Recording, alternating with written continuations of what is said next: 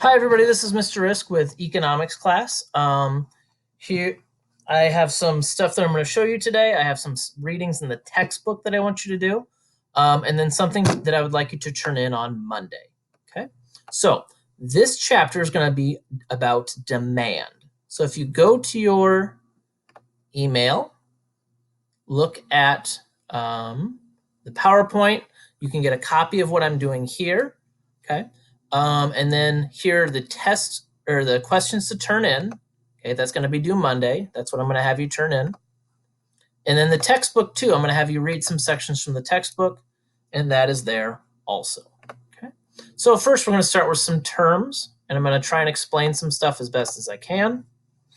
And then you're going to be turning some stuff in. So Economics Chapter 4, Demand.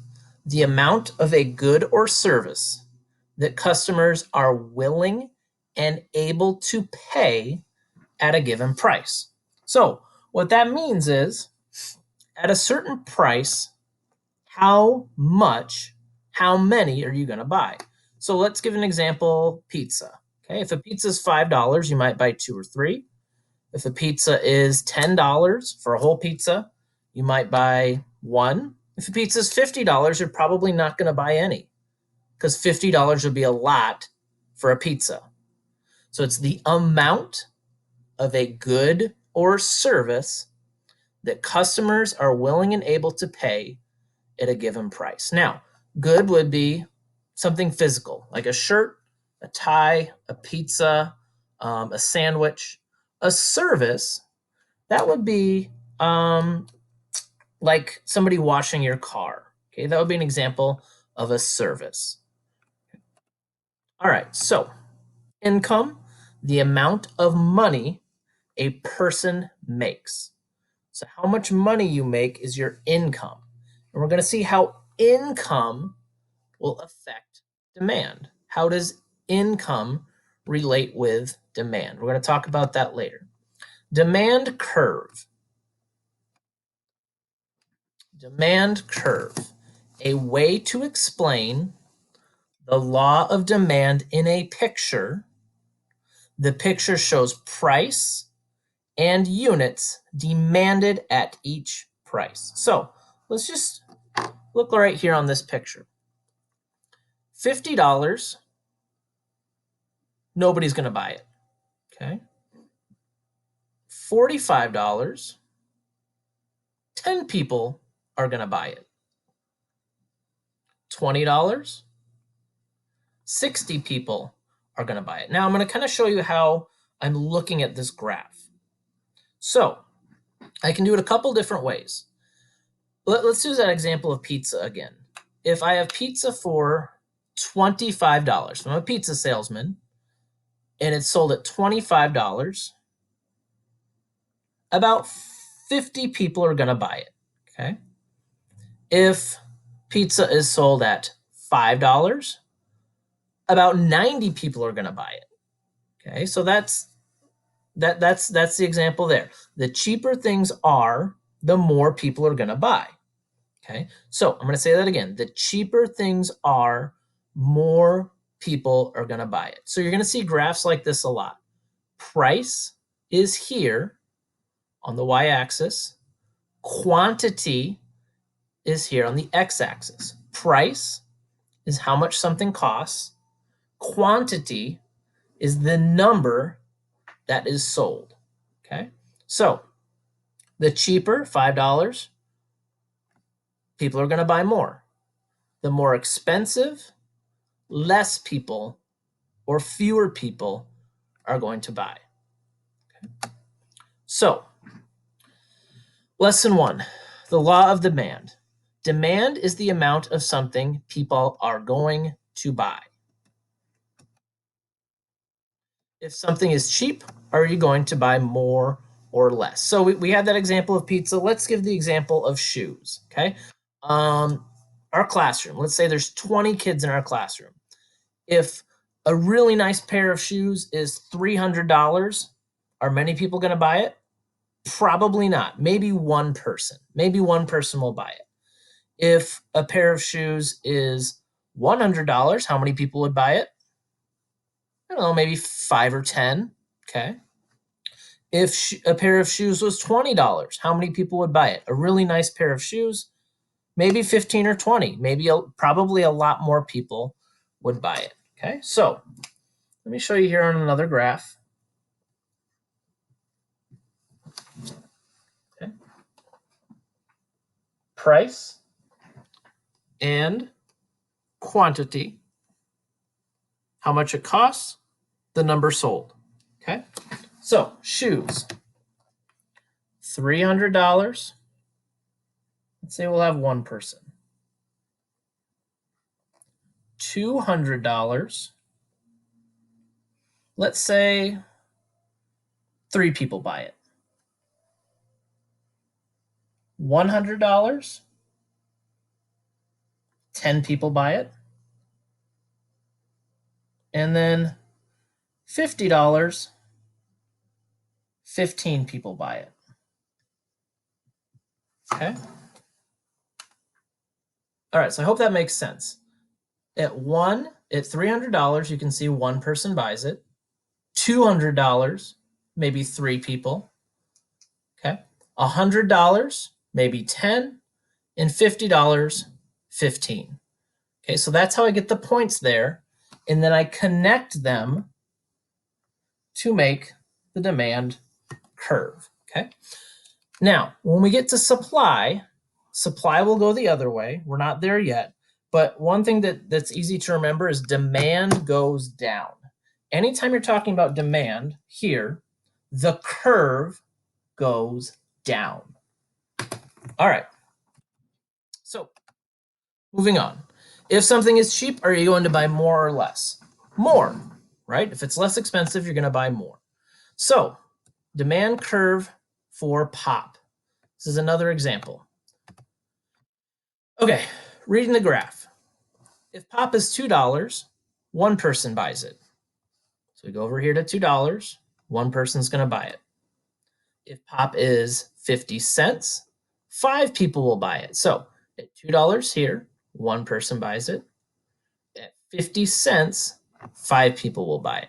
So on a test, okay, example here, if I say Coca-Cola is sold at $1, how many people are going to buy it? So you go over to $1, you go here to point C, and it's going to say 3 people would buy it.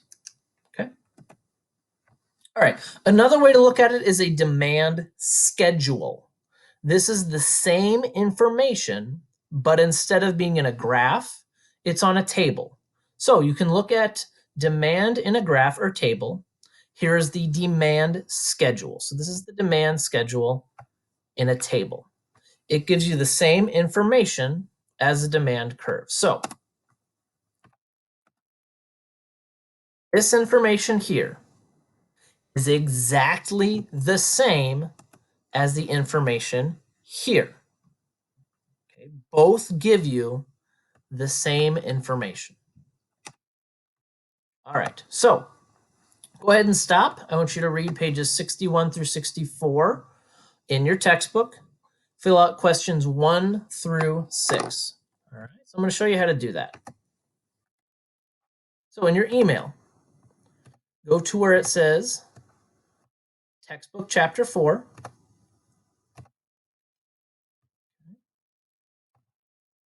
And I said 61 through 64. So start reading here, page 61. Stop reading here on page 64. Now, when you're done reading 61 through 64, answer questions 1 through 6. Okay, so go here, questions to turn in. All right, hit File, make a copy, put your name in the copy. Okay, so I'll put Mr. Risk.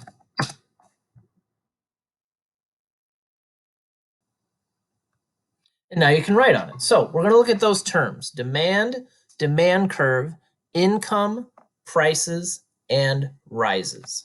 Okay. So those terms will get you questions 1 through 5. Okay, so just erase here and then fill in the blank. Okay, so it says a picture that explains the law of demand. A picture that explains the law of demand is a demand curve. All right, so I gave you the first answer. Now, go ahead and pause the video, read pages 61 through 64, and then answer questions 1 through 6. When you're done, hit play and we'll finish and we'll start the next section. Okay, here's the next section, elastic demand. So we're going to talk about elastic and inelastic demand. So the prefix in means not. So when you hear inelastic demand, think demand that is not elastic. So elastic demand, the state in which a price increase or decrease causes a large change in demand. All right, I'm going to say that again. The state in which a price increase or decrease causes a big change in demand. So here's a rubber band. Rubber bands have a lot of elasticity. They're very elastic. They can stretch a lot. There's a lot of variance. It can be big or small. So think about that first when we're thinking about elastic demand. Now I have a candy bar over here for a reason. If a candy bar is, let's say, 50 cents, a lot of people are going to buy it. Now, if this same candy bar is $3, not many people are going to buy it. Okay. It varies a lot because people don't need candy bars. Okay. Now, I know this might be confusing for now, but I'll try to make it simpler as we're going. So, elastic demand for lobster. A lobster is a fancy kind of fish. Okay. People, unless people are really rich, they don't eat it like every day. So price per pound, $10 a pound, only 5 tons of lobster is going to be sold. But at $2, 25 tons of lobster will be sold. That's a big, big difference. Okay. So the demand curve is close to straight up. It's closer to straight up than our other curves, okay? Which means it's more elastic. There's a lot of variance. There's a lot of difference. So when lobster is expensive, not many people buy it. When lobster is cheap, a lot more people buy it, okay? It's not something people need. So when it's expensive, not many people buy it. The curve is more flat. Okay. Inelastic demand. The state in which a price increase has little effect on demand. So this is inelastic demand. This is milk. We see here it's about $3.50, and here it's about $1.50. It doesn't make a huge difference on the quantity demanded, on the number sold. Because so many people buy milk, it doesn't make a huge difference, okay? So the steeper the curve, the more inelastic the demand. Okay, I'm going to say that again. The steeper the curve, the more inelastic the demand. People still buy a lot of milk when it's more expensive, which means it's inelastic. It doesn't change like a rubber band. All right, so 1 minute.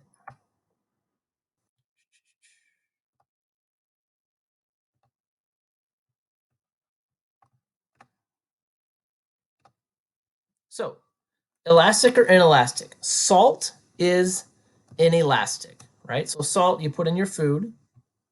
It's not very much money. So whether it's 25 cents per jar or $1, it doesn't change a whole lot. Gas, inelastic, okay? Because everybody needs gas to live, or everybody needs gas to move from one place to another. In the US, for the most part, it's pretty inelastic. Flying to another country, that is more elastic, because if you're visiting somebody or seeing somebody on vacation, that's elastic. You don't really need to, okay? Expensive cars, more elastic, right? So I can buy a car for $2,000 or $20,000. If the price increases a lot, if the price for expensive cars increases a lot, people aren't going to buy them as much. Okay, so here's some other terms. I know this is still kind of confusing for now, but I'm going to try and make it as simple as possible. So luxury, a thing that gives us pleasure, but we do not need. That's a luxury. Necessity, a thing that we need to live. Water, food, things like that. So we're going to use those in determining whether things are elastic or inelastic. So, all right. So food, water, medicine, necessities. Okay. Let's go back. A little simpler, hopefully. Luxury. Do you think luxury is more elastic or inelastic? Luxuries are more elastic, okay? Because you don't need them. Necessities, everybody needs water, right? So whether water is really cheap or really expensive, people are going to have water, okay? So water, food, medicine, necessities are inelastic, okay? Substitutes. All right, so let's look here. We have 2 cans of pop. You can buy a can of Coke or a can of Pepsi. If a can of Coke is $3, are most people going to buy it? No. If a can of Coke is $3, people might buy Pepsi. They're very, very similar. If I don't have one, I might have the other. That's a substitute. Another example, hot dogs and hamburgers. Okay, both types of meat that people eat and buy. Those would be substitutes. So a product that can be used in place of another product. So if the price of Coke increases a lot, people are going to buy more Pepsi. Coke and Pepsi are substitutes. Hamburgers and hot dogs are substitutes. Bottom line, that's how much profit a business makes. All right, so questions to think about. Explain why a rise in bread price might cause the demand to fall less than a similar rise in the price of house paint. So I'm going to explain this one. I just want you to kind of listen to me explain it and think. So the price of bread goes up. Okay? Price of bread increases. People are still going to need bread. Okay? It's what we called a necessity. Okay, so bread will be a necessity. So people might buy a little bit less bread if the price goes up, but not a lot. Now, house paint, okay? So when you paint your house, if the price of house paint increases, okay, demand is going to fall more because people don't need to paint their house right away. Okay, so bread you need, it's more inelastic. House paint is more elastic, so demand will not fall as much. All right, explain how to decide if a good or service you wanted is a luxury or a necessity. So luxury, that's something you really would like to have, right? So a nice phone, a nice pair of shoes will be luxuries. Necessity is something you need. So maybe at work you need to call your parents to get a ride home. So a phone could be a necessity. A basic phone would be a necessity. A fancy, more expensive phone will be a luxury. Okay. Another example of a luxury, a really nice car. A necessity, pencils, right? You need a pencil in class. The pencils are necessities. All right, so please read pages 65 through 69 in your textbook. Answer questions 7 through 11 on Questions Demand Chapter 4. So, show you here. Go to, again, this is 65 through 69. Okay, so if I look here,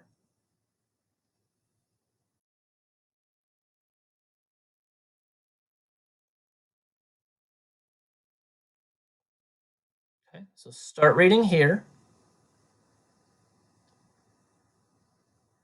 Stop reading here.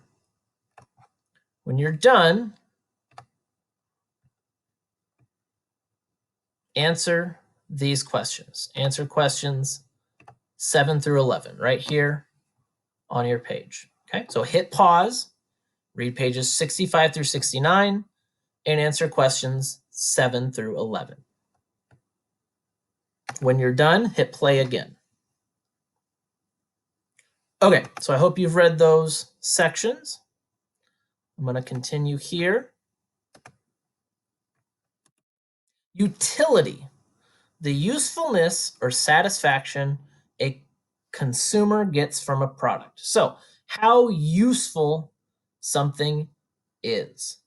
Okay, the usefulness or satisfaction a customer gets from a product. Usefulness is how useful it is. It's very similar to necessity, right? So this would be, if you have a big family, a house would be a utility, something that's useful. Now, if let's say you're at home, you're not doing a whole lot, a soccer ball might be a utility because you really, really like to play soccer. Okay, so that would be under satisfaction. Satisfaction is like you like it when it happens. Okay, so the usefulness or satisfaction a consumer is somebody who buys. The usefulness or satisfaction a consumer gets from a product. Diminishing marginal utility, a decrease in demand because enough units are being created to meet demand. So if everybody has a house, building more houses is not useful. That would be diminishing marginal utility. So let's say everybody who wants a house has one. Making new houses isn't helpful or useful, so that's diminishing marginal utility. If everybody in class has a soccer ball at home, there is not any more demand for soccer balls. That's diminishing marginal utility. Think about it this way too. You have a big test tomorrow. This is an example. And you study for an hour. How useful is that hour? Pretty useful, right? Then you study instead of studying for 1 hour, you say, okay, I'm going to study for 2 hours. That first hour is really useful. Second hour, still probably useful, but maybe not as much as the first hour. So, another example, you decide to study for 5 hours. You start at 7, you end at midnight. You study 5 hours, okay, 7 to midnight. First hour is really useful. Is the last hour going to be as useful? No, because you're going to be tired. You're not going to want to do it as much. It's less useful the 5th hour as opposed to the first hour. Okay, that's diminishing marginal utility. The 5th hour is not as useful as the first hour. Okay, factors can change. So this is things that affect demand. Change in income affects demand. So people are making more money. Demand is going to increase. The number of substitutions. Okay, so substitutions, that's like You want Coke, but you'll also drink Pepsi. Okay, so Pepsi is a substitute for Coke. Changes in the weather or season. Now, if it's really nice out, are you going to be as likely to buy a winter coat? No. Okay, so demand is going to decrease for winter coats in the summer. It's not useful in the summer, so people don't buy as many winter coats. Changes in population. The more people there are, the more people are going to buy. So demand is going to increase. Changes in consumer tastes. Let's give this example here. Snapchat, right? A lot of people have Snapchat. 8 years ago, nobody had Snapchat. So people want it. Changes in consumer taste. People want it. So demand increases. Okay. How satisfied the customers are. Okay, so how good the product is, how much people want it. So increase. When I say increase, and you're thinking about the demand curve shifts right. So if there's an increase in demand here, the demand curve shifts right here. Decrease in demand, the demand curve shifts left. Okay, so let's think about that first one now. So, the example, change in income. People are making more money. Here's a demand curve. People make more money. Demand curve is going to go here because they're more willing to pay for things at a given price. So here, leftward shift in the demand curve, people making less money. If you're making less money, you're not going to buy as much. Quantity is going to decrease, and then the price will decrease. Okay. All right. So change in income. Person makes more money, will demand increase or decrease. Think about that. You make more money, demand increase or decrease. It's going to increase. Which way will the demand curve which way will the demand curve shift? The demand curve is going to shift right. If people make less money, will demand increase or decrease? Demand is going to decrease, and the demand curve shifts left, as you can see here. Okay. So look at that second example. The number of substitutions. Hamburgers and hot dogs, that example again. Okay. So if demand for hamburgers decreases, demand for hot dogs will increase because it's a substitute. Okay. So people are eating less hamburgers. They're probably going to buy more hot dogs because they're similar products. If demand for Coke decreases, demand for Pepsi will increase. Changes in weather or season. Okay. What happens to demand for coats and hats in the winter? Demand increases. Okay. Demand increases. The demand curve shifts right. What happens for the demand for shorts in the summer? Do people buy more shorts or less shorts? People buy more shorts, demand increases, and the demand curve shifts right. Okay. Changes in population. When the population increases, what happens to demand? More people, demand increases, and the demand curve shifts right. Okay. Now, let's look back here when it says changes in weather or season. Let's do the opposite. What happens to demand for coats and hats during the winter? Demand increases, shifts right. Now in the summer, what happens to the demand for coats and hats? Less people are buying coats and hats in the summer, so demand shifts left, and there's a decrease in demand. Okay. Same thing with population. If population decreases, demand is going to decrease. If there's less people there, less people are going to buy stuff. Changes in consumer taste. That's what's popular, right? So that was my example of Snapchat. Let's do an example of Nike, right? Nike is really popular right now for a brand of clothing. So that affects demand. Demand is going to increase and the demand curve shifts right. So Nike and Adidas are substitutes. Okay. So if more people are going to buy Nike, less people are buying Adidas.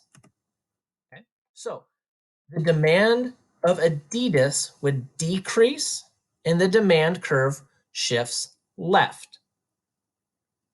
I'm going to explain that again, hopefully to get that. So let's say Nike gets really popular. Demand for Nike stuff increases. The demand curve shifts right. Now, the opposite, Adidas, right? So people are buying Nike. They're not buying Adidas. Demand for Adidas products decrease, and the demand curve shifts left. How satisfied the customers are. If you like a product, are you going to buy more? Yeah. If you think something's a really good product, you're probably going to buy more of it. All right. So read to the end of the chapter, answer questions, demand chapter 4. Okay. So these questions, I want all of these questions answered. All right. So these 3 here are going to be multiple choice. So if you think it's A, just put A right there, B, C, or D like that. And then answer, you should have already done these 2. Okay, these ones also. And that is what you have for the week. So when you're done with this, okay, I want you to just share it with me. Hit share, type in my name, okay, and then hit send. Okay, so that's what I want you to turn in for this week. All right, so that's what I'd like you to do. If you have any questions, please, please, please email me. Okay, so make sure you do all of this. Fill out those questions here. Fill out questions, demand chapter 4. Make sure you read the textbook pages. And if you have any questions, please let me know. Thank you so much for a good first part of the year. And hopefully you're doing well. And I'm going to send out another video and another lesson next week. All right. Thank you.